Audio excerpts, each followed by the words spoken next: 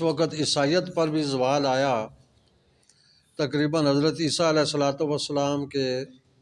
آسمانوں پر اٹھائے جانے کے بعد تقریباً کوئی 250-300 سال کے درمیان کی بات بتائی جا رہی ہے۔ تو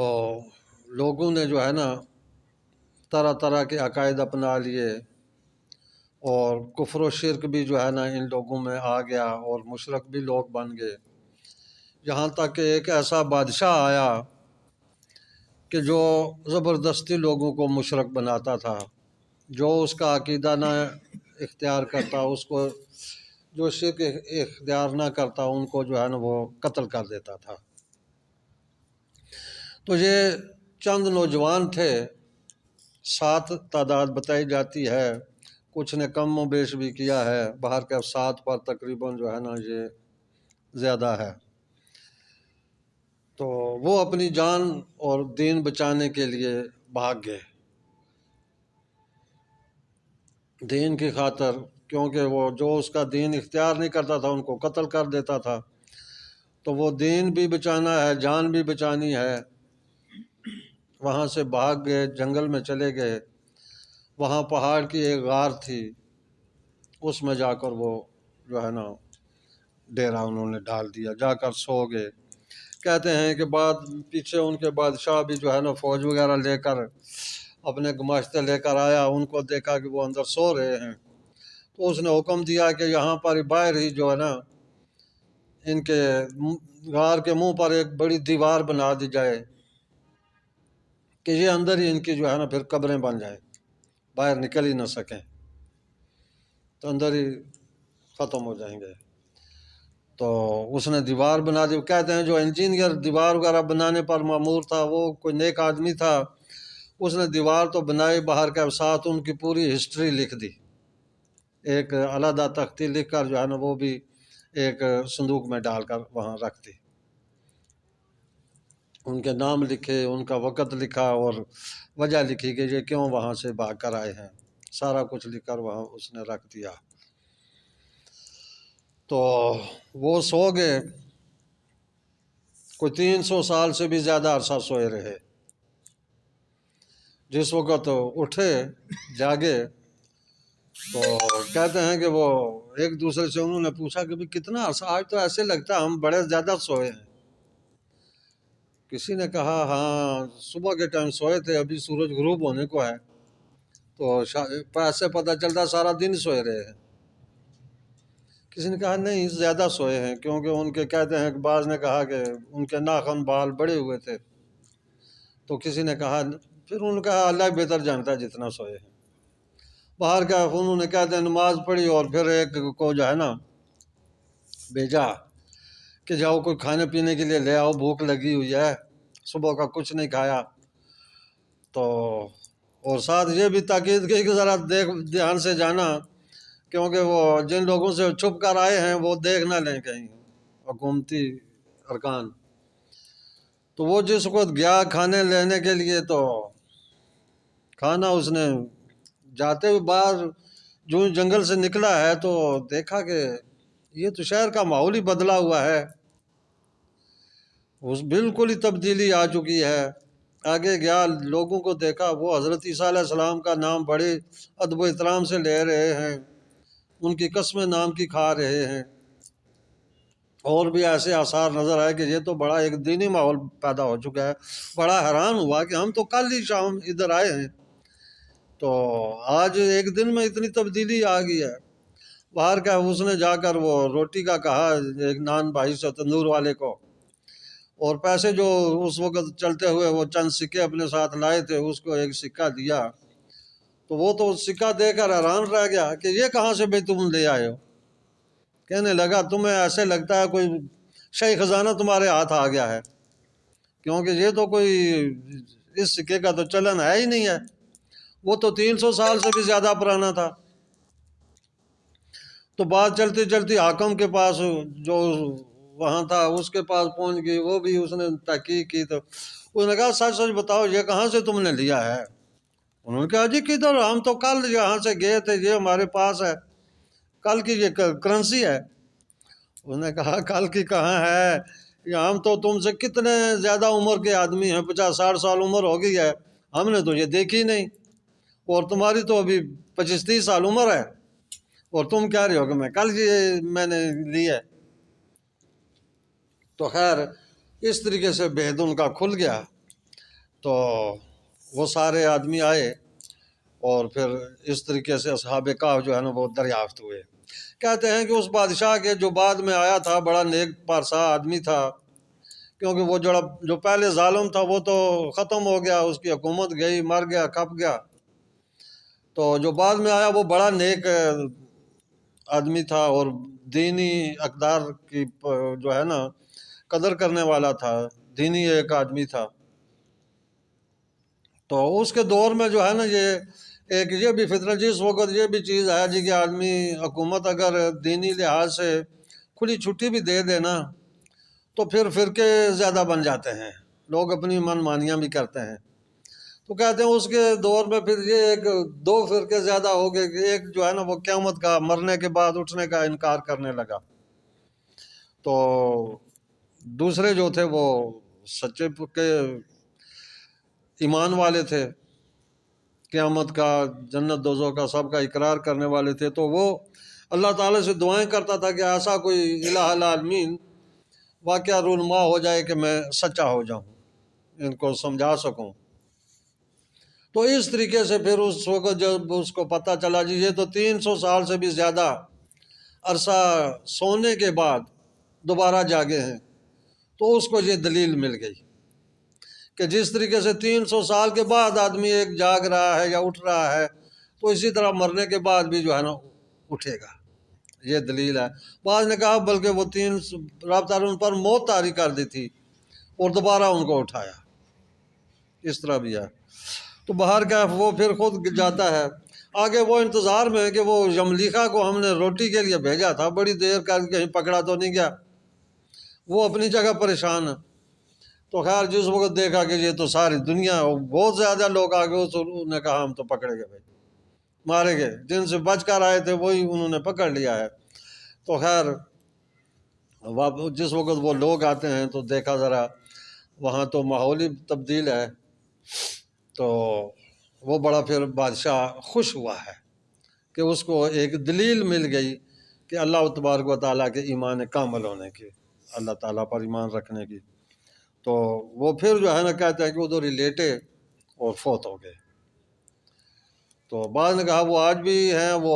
قرب قیامت دوبارہ زندہ ہوں گے، بلکہ پچھلے دنوں کہیں کسی کتاب میں نے پڑھا کہ وہ حضرت امام مہدی علیہ السلام کے وزراء میں شامل ہوں گے، دوبارہ زندہ ہوں گے، اور امام مہدی علیہ السلام جس وقت آئیں گے تو وہ دوبارہ زندہ ہوں گے، اٹھ کر ان کے جو ہے نا وزیروں میں شامل ہوں گے۔ اللہ تعالیٰ عالم بالصواب۔ تو یہ مختصراً جو ہے نا قصہ ہے، واقعہ ہے جو رب تعالیٰ نے یہاں قرآن مجید میں بیان فرمایا ہے۔ مختصر سے 1-2 آیتیں جو ہیں اس پر بات کر لیتے ہیں۔ اعوذ باللہ من الشیطان الرجیم، بسم اللہ الرحمن الرحیم۔ ام حسبت ان اصحاب الکہف والرقیم کانوا من آیاتنا عجبا۔ صدق اللہ العظیم۔ ام حسبتا، کیا تم نے یہ گمان کیا ہے، حاسبہ گمان کرنا، کسی چیز کو خیال میں لانا،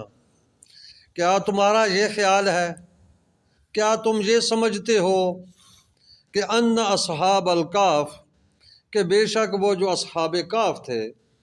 اصحاب کا معنی تو آدمی والے، یعنی کہف غار کو کہتے ہیں، کہف پہاڑوں میں جو غاریں ہوتی ہیں، کہ غار والے آدمی جو تھے، غار والے، والرقیم، رقیم کے بارے میں جو ہے نا کافی کچھ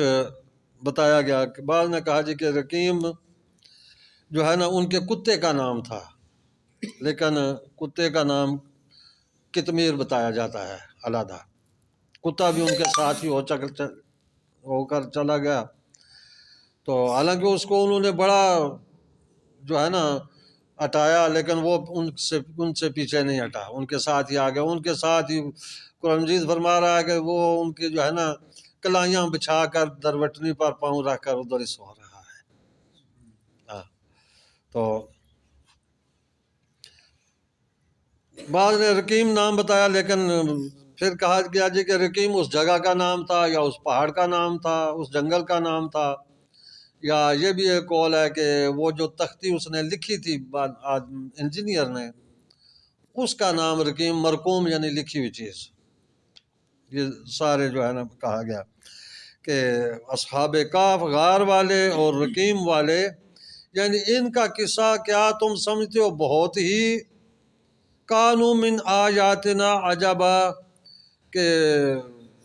بہت عجیب قصوں میں سے ہے، یعنی بہت ہی عجیب ہے۔ تو گویا کہ بتایا گیا کہ یہ بھی عجیب واقعہ ہے، کوئی اس میں شک نہیں کہ 300 سے بھی زیادہ عرصہ، 300 سال سے بھی زیادہ عرصہ گزرا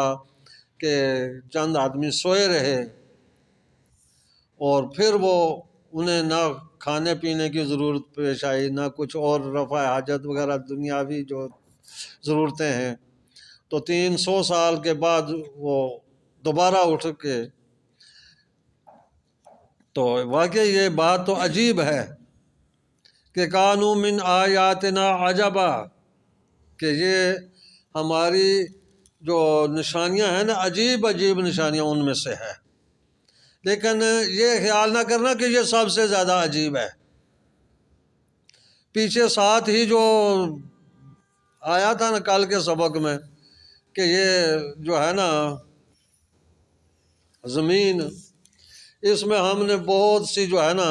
آسائشیں، سہولتیں اور طرح طرح کی چیزیں بنائی ہیں، تو کہا گیا کہ یہ بھی اس سے بھی زیادہ عجیب ہے۔ پہاڑوں کا اتنا بلند ہو جانا، اس طرح دریا،